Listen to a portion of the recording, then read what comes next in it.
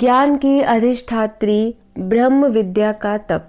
साकार उपासक प्रेमी भक्त और निराकार उपासक ज्ञानी में कौन श्रेष्ठ है, यह जानने के लिए अर्जुन श्री कृष्ण से गीता अध्याय 12 के प्रथम श्लोक में पूछते हैं, एवं सतत युक्ता ये भक्तास्त्वाम पर्युपासते ये याप्यक्षरमव्यक्तं तेषां के योग वित्तमा।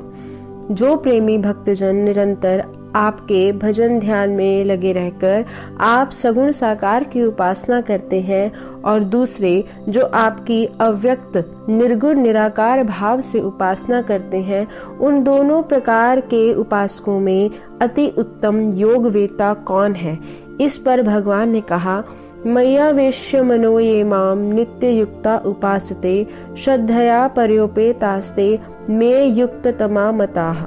मुझ सगुण साकार में मन को आवेशित करके निरंतर मेरे भजन ध्यान में लगे हुए जो भक्तजन श्रद्धा युक्त होकर मुझे भजते हैं, वे भक्त उन ज्ञानी योगियों से भी श्रेष्ठ मान्य हैं। चौथे श्लोक में निराकार को भजने वाले ज्ञानियों को भी भगवान अपनी प्राप्ति वाला बताते हैं, ते प्राप्नुवन्ति मामेव कहकर।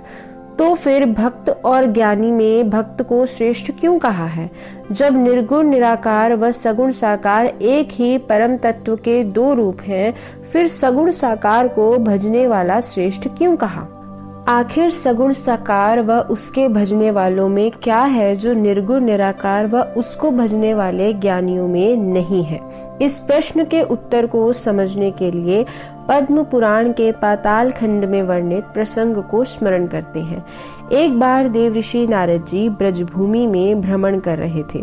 उस समय तक भगवान श्री कृष्ण का अवतार नहीं हुआ था, किंतु होने वाला था। घूमते हुए श्री नारद जी यमुना जी के उस पार वन में पहुंचे। देव ऋषि नारद जी को आश्चर्य हुआ, क्या सृष्टि में इतनी शांति भी संभव है? लगता है इस वन में पवन भी स्थिर हो गई।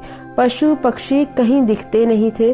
पूरा वन एकदम शांत, निस्पंद, गतिहीन हो गया था। और आश्चर्य तो ये था कि वहां पहुंचकर देव ऋषि की वीणा भी शांत हो गई थी और वीणा के साथ साथ देव ऋषि का मन भी धीरे धीरे एक अलौकिक शांति में विलीन होने लगा था। मुनि नारद जी सोचने लगे, कौन है यहाँ, किसका प्रभाव है यह? इधर उधर देखा, सर्वत्र शांति ही शांति का साम्राज्य था। त्रिगुण का कहीं लेश भी नहीं, शुद्ध सत्वमयी शांति।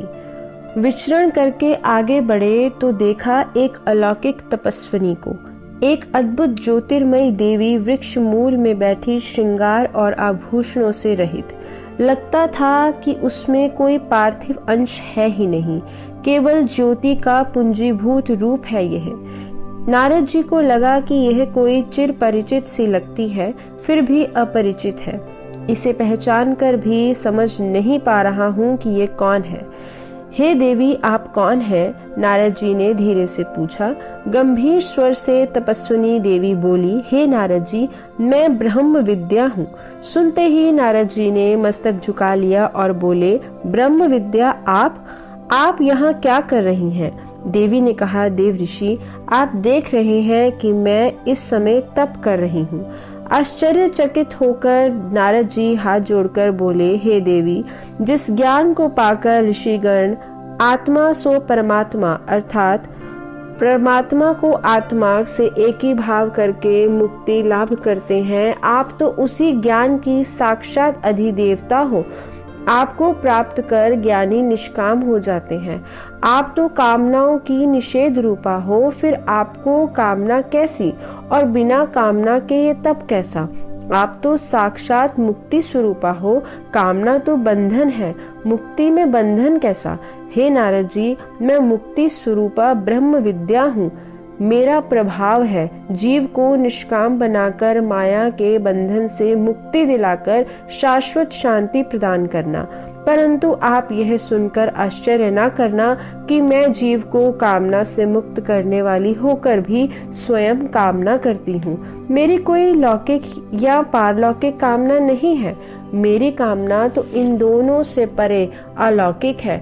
वह है गोपी भाव से नंद नंदन श्री कृष्ण के प्रेम की कामना। हे नारद जी, मुक्ति में भी वो आनंद नहीं जो आनंद श्री कृष्ण के चरण कमलों को प्राप्त करने में है।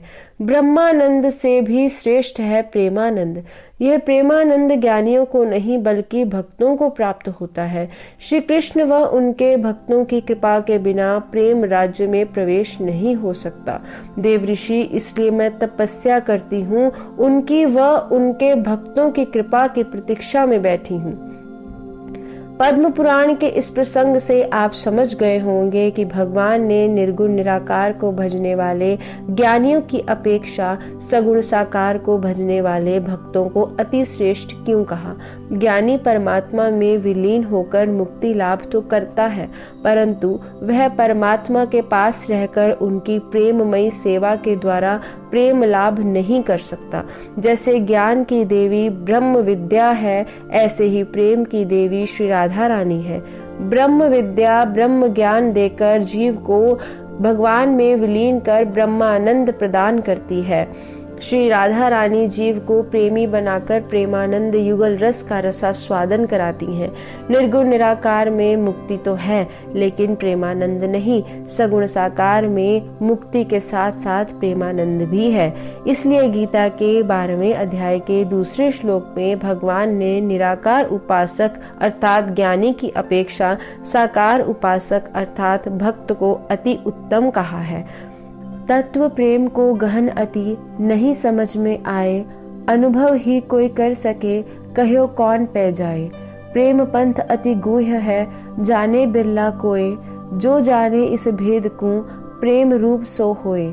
ज्ञान पंथ में जे चले, लीन ब्रह्म में होए, प्रेम डगर पग जे धरे, हरि संग बिहरे सोए। माया सो मुक्ति मिले, चले ज्ञान की राह, प्रेम बिना नहीं पाइए, प्रीतम सावल साह।